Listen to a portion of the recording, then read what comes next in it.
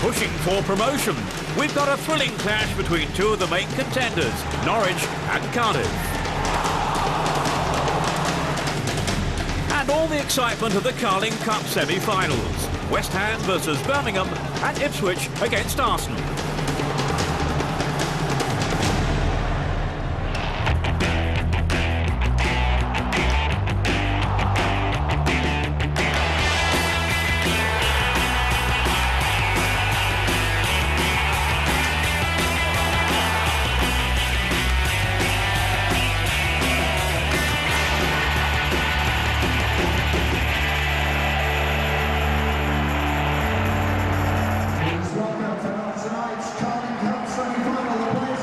We start the show indeed with Carling Cup action. West Ham and Birmingham City may be struggling in the Premier League, but they've saved their best form for this competition. The first leg of the semi-final was at Upton Park, and the East London side made the early running. Jonathan Spector's volley reached Mark Noble, and he hit the target from the tightest of angles. His third goal of the season, and Noble had given his team the lead on 13 minutes. The Hammers dominated the first half, but the momentum changed after the break. Liam Ridgewell rising to meet Sebastian Larsson's corner. The Blues were level and would have something of an advantage within 3 minutes. This victor of being a kick on Larsson didn't escape the notice of the officials. Abina was off, West Ham were down to 10.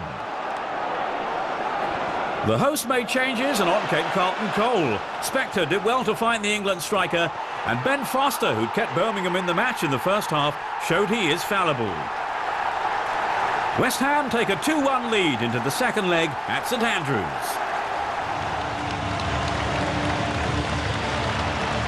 In the other semi-final, Championship side Ipswich took on Premier League giants Arsenal.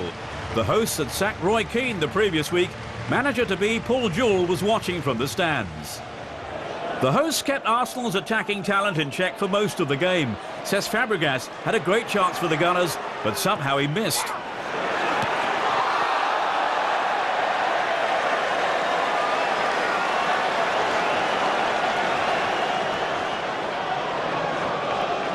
A breakthrough arrived 12 minutes from time, but it was at the other end.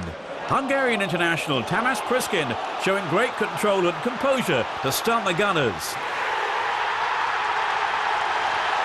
A goal that gave his team a lead to defend at the Emirates.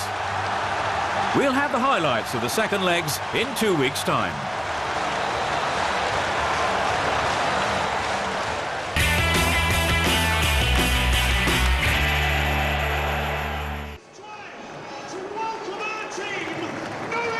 Two of the Championship's promotion contenders met at Carrow Road as third-place Norwich hosted Cardiff, the team sitting in second. With the two sides level on points, the stakes could hardly be higher. Commentary from Jackie Oatley. Here's Bellamy. McPhail with the first-time pass. Towards Chopra, lovely touch of Whittingham with a strike. Wonderful strike from Peter Whittingham, but easy for the goalkeeper John Ruddy, who saw it all the way.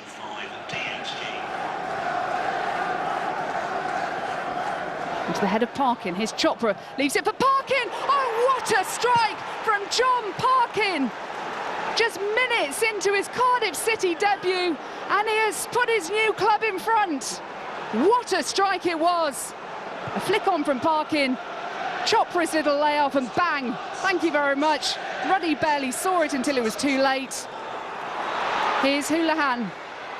Houlihan looking to get the shot in. Chris Martin. Back into Houlihan, the offside flag stays down. Back to Martin. Has Fox with him. Oh, what a strike from David Fox. Fancied his chances a long way out, and he wasn't too far away.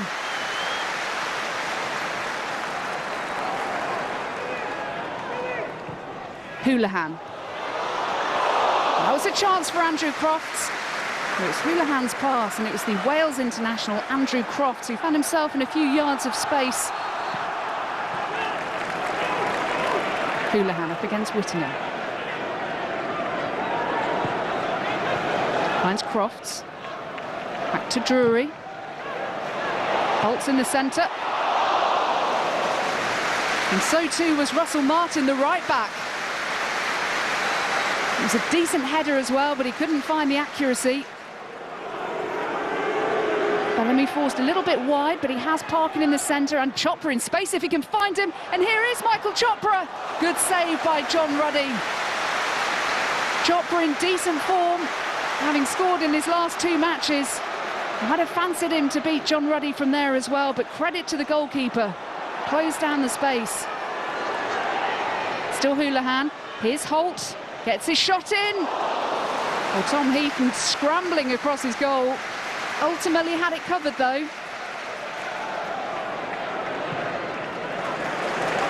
Drury. Drury does well. Here's Abraham! And he wasn't far away. Excellent turn from the former MK Dons striker, looking for his first goal for Norwich City. Now here's Houlihan. In the 90th minute of the game, what can Norwich do here? Lappin. Decent ball across. Surely it's the equaliser. Finally it's come. And it's Russell Martin with his 3rd goal of the season and one of the most important ones for Norwich City. That's what it means to their manager. Wilbraham got the touch. It wasn't the touch he wanted, but it turned out to be a perfectly good one as far as Norwich are concerned. And there was Martin sneaking in at the far post, in off the crossbar, and finally Carrow Road erupts. They don't know when they'll beat, which is testament to themselves, and I think the crowd played a pivotal part on it. I thought the atmosphere was great throughout the game, but I've got a group of lads that have got a great desire to play the game.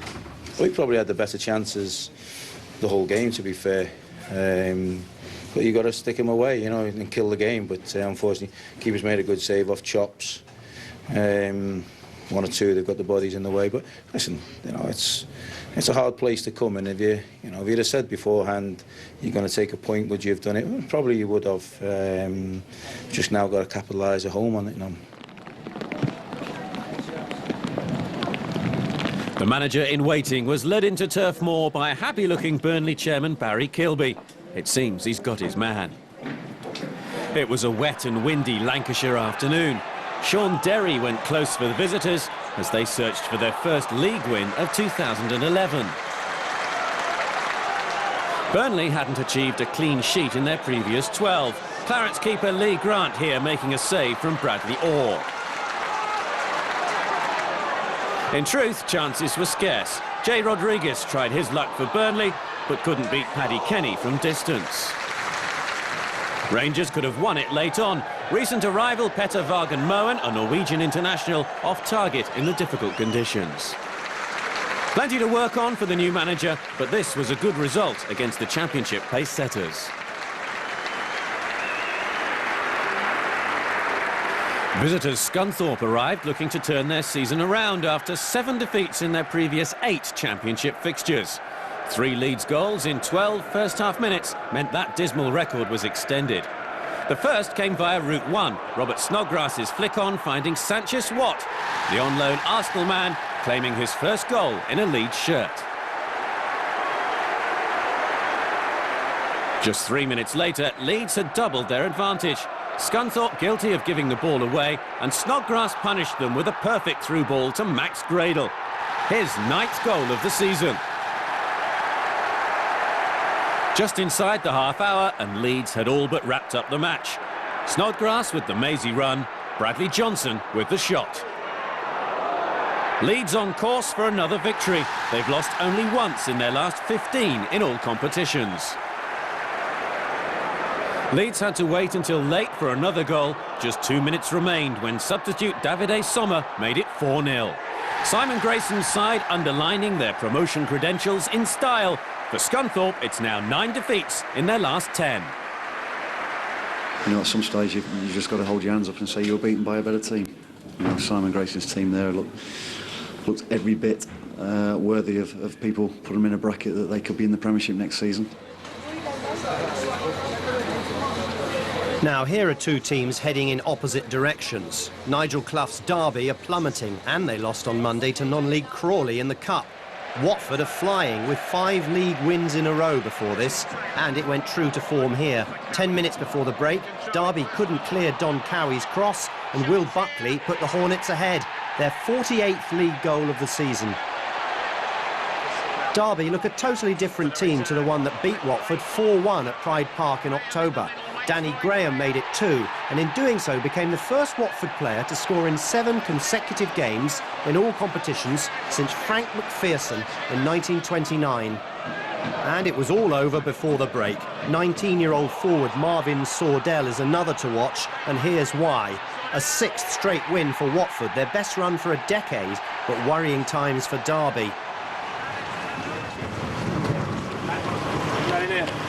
Billy Davis's Nottingham Forest are putting together the sort of run that looks like making them challengers for a playoff place again this season. In contrast, visitors Portsmouth were looking for a first league win in 5. They had, though, beaten Forest the last 6 times these teams had met, and they took the lead in this one thanks to Kanu, his first goal since March. Forest are the proud owners of the Championship's only unbeaten home record. It's a remarkable run that they seem determined to keep going. Substitute Nathan Tyson going close there. Forest scored 2 late goals to rescue a draw in their last home match against Barnsley, and there were just 3 minutes remaining when Ibrahima Sonko put Lewis McGugan's cross into his own net.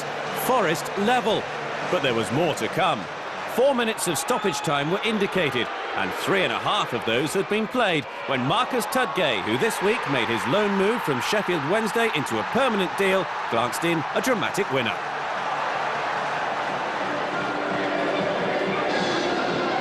When these teams met earlier in the season, Reading emerged with the points at the end of a thrilling 4-3 win, and it took the Royals less than half an hour to open the scoring here.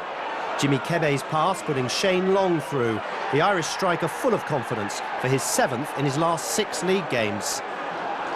Ivar Ingemarson made a first Reading appearance in 10 months after injury, and the Icelander was lucky not to give away a penalty when Billy Sharp's shot hit his hand.